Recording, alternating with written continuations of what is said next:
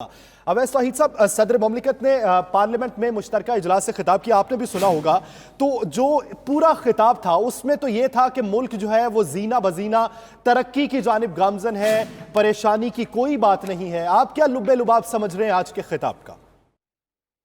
सदर आरिफ अलवी साहब का जो आज जॉइंट पार्लियामेंट सेशन से जो खिताब था वो एक बहुत ही अहमियत का हामिल था, क्योंकि ये उस वक्त हो रहा है जब हमें जेनेवा में इंसानी हकूक के जो यूनियन जो काउंसिल है अक़वाम मुत्तहिदा की, वहाँ से एक बहुत ही अहमियत का हामिल बयान मिला है। मकबूजा कश्मीर में मजालिम के खिलाफ उन्होंने हमारा साथ दिया है और 27 सितंबर को जो हमारा अक़वाम मुत्तहिदा जनरल असम्बली का जो इजलास होगा न्यूयॉर्क में, उसके अंदर इमरान खान साहब मुकदमा पेश करेंगे। इस वजह से बहुत अहमियत थी कि आज सारी आंखें सदर आरिफ अलवी साहब के इस खिताब पर लगी हुई थी, जिन्होंने मकबूजा कश्मीर की सूरत हाल पर बहुत तफसील से बताया कि किस तरीके से कासिद जो हिंदुस्तान की फौजें हैं और रियासती जबर कर रही हैं, किस तरह मासूम कश्मीरियों की नस्ल कुशी का खतरा है, किस तरह जो एक आलमी अमन है वो एक खतरे के दहाने पर खड़ा है। दो न्यूक्लियाई ताकतें हैं, इससे बावर कराया पूरी आलमी दुनिया को। तो ये मैसेज जो है वो सिर्फ न सिर्फ पाकिस्तान के अवाम के लिए बल्कि पूरे रीजन और इंटरनेशनल जो ऑडियंस थी उसके लिए था। और दूसरी जानिब उन्होंने जहाँ पर पूरे एक साल का अहाता भी किया कि किस तरीके से इमरान खान साहब ने बैनुल-अक़वामी तौर पर पाकिस्तान की जो डिप्लोमेटिक जो रिलेशनशिप है उसमें किस तरह से बढ़ावा मिला है। ईरान से ताल्लुकात की बात की, टर्की से ताल्लुकात की बात की, फिर कहा कि सऊदी अरब से जो हमारे देराना ताल्लुकात हैं, किस तरह हमारा एक नज़रियाती उनके साथ एक ताल्लुक है, उसमें किस तरह बढ़ावा हुआ है, किस तरह फ़रोग़ हुआ है। तो वो सारा और खुद अफ़गानिस्तान अमन माहिदा जिस तरह डिरेल हुआ है अभी, उस पर उन्होंने कहा कि हमारा जो पड़ोसी मुल्क है अफ़गानिस्तान, हम चाहते हैं कि अफ़गानिस्तान क़यादत के ज़ेरे सरपरस्ती के अंदर जो है वो अफ़गान अमन माहिदा हो, क्योंकि वहाँ पर अमन होगा तो फिर तिजारती राहदारियाँ खुलेंगी। और इसी तरह चीन के अंदर उन्होंने जिक्र किया कि चीन के साथ ताल्लुकात हमारे स्ट्रेटेजिक नौइयत के हैं और चीन ने किस तरीके से मज़ाहमत के बावजूद करप्शन का खात्मा किया और वहाँ पे गुर्बत का खात्मा किया। 70 करोड़ लोगों को बकौल आरिफ अलवी साहब के गुर्बत से निकाला। तो हम चाइना से बहुत कुछ सीख सकते हैं। उसके साथ साथ फिर उन्होंने जाहिर बात है कि डॉक्टर बाय प्रोफेशन भी हैं, फिर हेल्थ के ऊपर उन्होंने बात की, फिर माहौलियात पे बात की।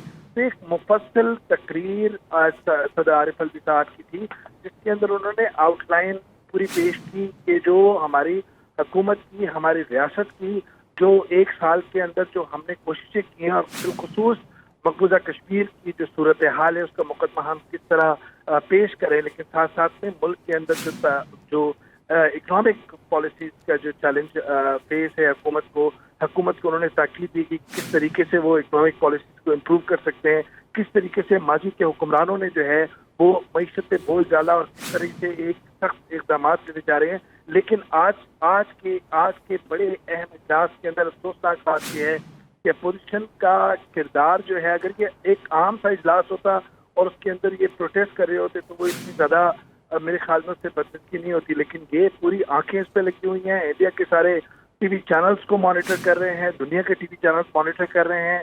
और जब ये अंग्रेजी के अंदर गैर मुल्की जो मीडिया है उससे जाएगी बाहर खबर, तो ये एक अफसोस की बात है कि प्रोडक्शन ऑर्डर ना करने पर जो है वो आपने इतना हंगामा किया, वहाँ पे हंगामा राई हुई, वहाँ पे नारेबाजी हुई दौरान खिताब। मेरे ख्याल में आज अगर इसको ये बाहर कर लेते और जो अमूमी तौर पे जो एक प्रेस कॉन्फ्रेंस के जरिए कर लेते वो बेहतर तरीका होता, क्योंकि इस वक्त पाकिस्तान को मकबूजा कश्मीर के हवाले से और पाकिस्तान की रियासत का जो मुकदमा जो लड़ना चाह रहा है कश्मीर का, उसको कहीं ये इनको अपोजिशन को जिम्मेदारी का सबूत देना चाहिए कि उसमें कहीं कोई बाल ना आए, कोई ठेस ना पहुंचे। तो मैं समझता हूँ कि अगर अपोजिशन थोड़ी सी जिम्मेदारी से इसमें काम लेता तो वो ज़्यादा बेहतर तरीका होता, क्योंकि ये एक इजलास आम इजलास नहीं था। ये इजलास उस तनाजुर में हुआ है जहाँ पर हम मकबूजा कश्मीर की पूरी जो मुकदमा है वो आलमी बिरादरी और सिफारती महाज पर हम उसको लड़ना चाह रहे हैं। सही अवैस साहब साथ ही रहेगा। हमें यहाँ पे ज्वाइन किया सीनियर तज्जियाकार हारून रशीद साहब ने। हारून रशीद साहब, बहुत शुक्रिया आपके वक्त का। हारून रशीद साहब, एक तो ये कहिएगा कि पार्लियामेंट का जो ये मुश्तरका इजलास था, इसकी टाइमिंग की अहमियत को आप किस नज़र से देख रहे हैं, और साथ ही साथ आज जो अपोजिशन का किरदार रहा उस पर क्या कहेंगे? नहीं, अहमियत इसी क्या खाक इसकी अहमियत है। मेजर इश्यूज हैं, मसलन मेजर इश्यूज ये है कि पुलिस ठीक नहीं, अदलिया ठीक नहीं, सिविल सर्विस काम नहीं कर रही, हुकूमत के पास रोड मैप नहीं है, मईशत खराब है। तो इस पर उन्होंने क्या बात की? एक मेजर इशू की बात हुई, कश्मीर में बड़ी अच्छी गुफ्तगू की, जाहिर है वो हुकूमत की पॉलिसी है। और लिख के दी हुई तकरीर की क्या अहमियत होती है? ये तकरीर उन्होंने खुद थोड़ी लिखी है, उनको लिख के दी गई है, उन्होंने पढ़ दिया।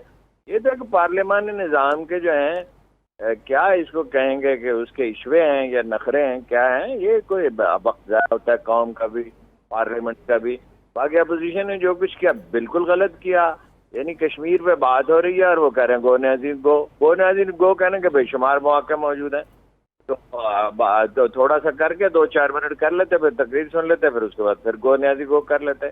और दूसरा एस्पेक्ट भी है ना, इमरान खान साहब ने कब किसी को मौका दिया बात करने का? और वो तो इनको लुटेरे और चोर और ठग कहते थे जब ये पार्लियामेंट थी, जब वो अपोजिशन में थे, और उनका ख्याल था मुझे धांधली से हराया गया है। तो ये तो सभी का एक ही जैसा एटीट्यूड है, गलत किया अपोजिशन ने।